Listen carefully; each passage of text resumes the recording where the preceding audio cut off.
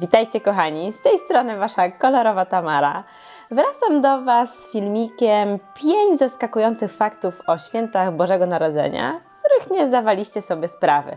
Wszyscy wiemy, że Wigilia to taki magiczny czas, że na stole wigilijnym powinno być 12 potraw, że Mikołaj pokazuje się tylko w czerwonym stroju, ale na przykład czy wiedzieliście, że Węgrzy wkładają pod wigilijny obrus grzebień?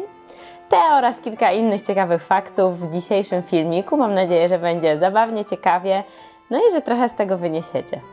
Numer 1. Zwyczaj ubierania choinki jest starszy niż Jezus.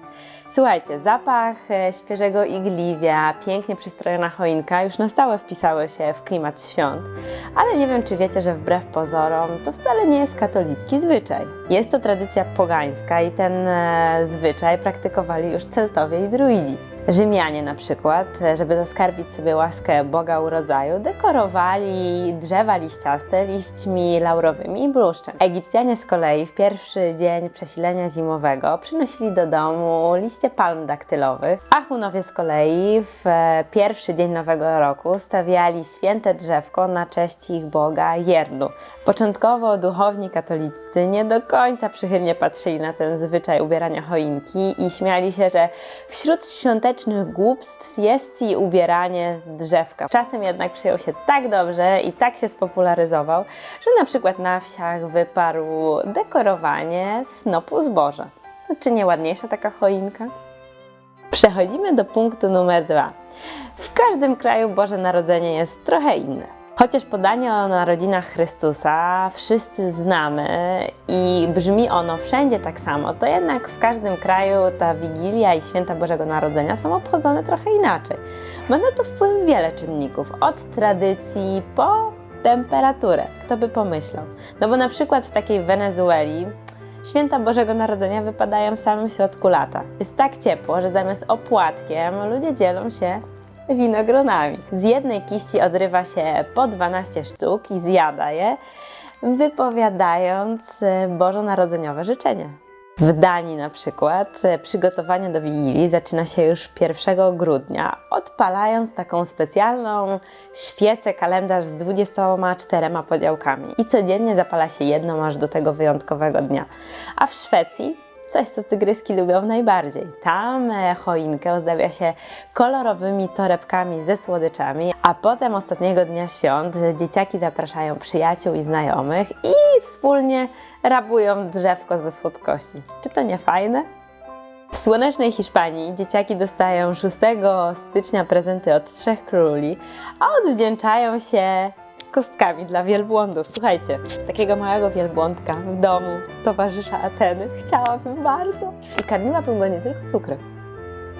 Nasz punkt numer... paluszki mi się pomyliły. Nasz punkt numer 3. Słuchajcie, swoje świąteczne biało-czerwone ubranie Święty Mikołaj zawdzięcza Coca-Coli.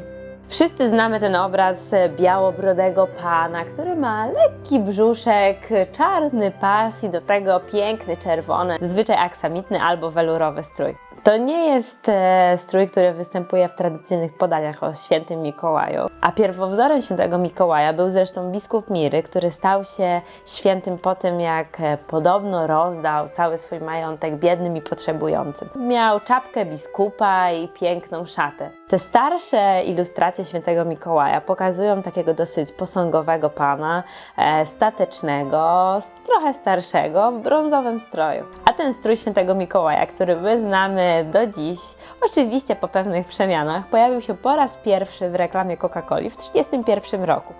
Co ciekawe, ten Mikołaj był dosyć psotny, bo w reklamach był pokazywany na przykład jako taki, który podkrada puszkę Coca-Coli z lodówki albo robi różne inne manewry.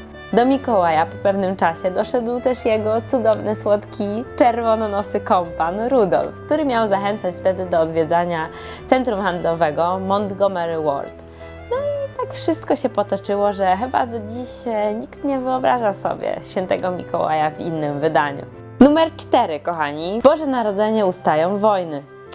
No nie do końca, ale jest kilka takich pięknych, świątecznych historii i ta ulubiona moja wydarzyła się podczas I wojny światowej, kiedy to kilka miesięcy po wybuchu wojny zaczęły się święta, wtedy też walki ustały i w okopach śpiewano kolędy.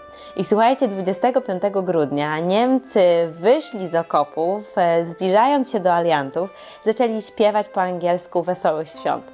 Na początku tamci myśleli, że to jest jakiś podstęp i chodzi o to, żeby zdobyć przewagę, ale okazało się, że Niemcy wcale nie mieli złych zamiarów.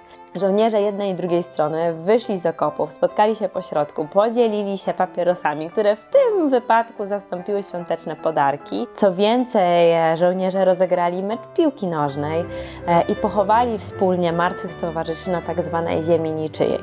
O tym wydarzeniu z 1914 roku mówi się bożonarodzeniowy rozejm. I podobna historia wydarzyła się też podczas II wojny światowej i mówi o niej piękny film Księżycową jasną noc, który powstał na podstawie książki Williama Whartona. Jeżeli jeszcze nie czytaliście książki albo nie widzieliście filmu, bardzo gorąco polecam. Doszliśmy do ostatniego, 5. punktu.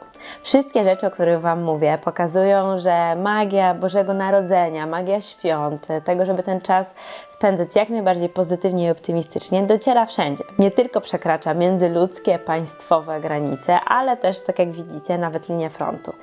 I co ciekawe, święta Bożego Narodzenia docierają nawet do kosmosu. 24 grudnia 1968 roku Frank Borman, Jim Lovell oraz Bill Anders dotarli jako pierwsi ludzie na orbitę księżycową. W Wigilię Bożego Narodzenia astronauci przeczytali wersety z Pisma Świętego, a kończyli swoje przesłanie słowami: ekipa Apollo 8 życzy Wam dobrej nocy, szczęścia i wesołych świąt Bożego Narodzenia. Niech Bóg błogosławi Wam wszystkim na dobrej ziemi. Jeszcze jedna mała ciekawostka. Astronauci w kosmosie też mają swoją choinkę. Wprawdzie sztuczną, no bo wyobraźcie sobie igiełki, które unoszą się w stanie nieważkości. To by było utrapienie. Mam nadzieję, że z tego optymistycznego, świątecznego filmiku dowiedzieliście się co nieco zaskakujących faktów o świętach. Ja powiem Wam, że robiąc research na ten temat, nieraz się zdziwiłam. A teraz już kończąc, kochani moi, życzę Wam wszystkiego cudownego, spokojnego i radosnego w te święta. Pamiętajcie, żeby spędzać jak najwięcej czasu z bliskimi. No i do zobaczenia w kolejnym vlogu.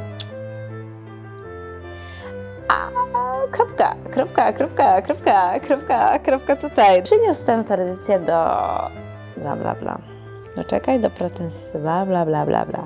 I na wsi wyparł na przykład dekorowanie stogu siana. Snopu zboża, a nie stogu siana. Na stok siana się skacze, a snop zboża się wiąże. Chociaż powinnam to wiedzieć, jestem ze wsi Dziołcha. Ha! W słonecznej Hiszpanii też bym chciała być w słonecznej Hiszpanii. W słonecznej Hiszpanii 6 stycznia dzieci dostają prezenty od 3 króli, a odwdzięczają się za te prezenty kostkami cukru dla wielbłądów. Jeszcze raz! Dobra, poczekaj. Ja tutaj, kurde, robię świąteczny rap. Yo. To jest chyba moja ulubiona część vlogu.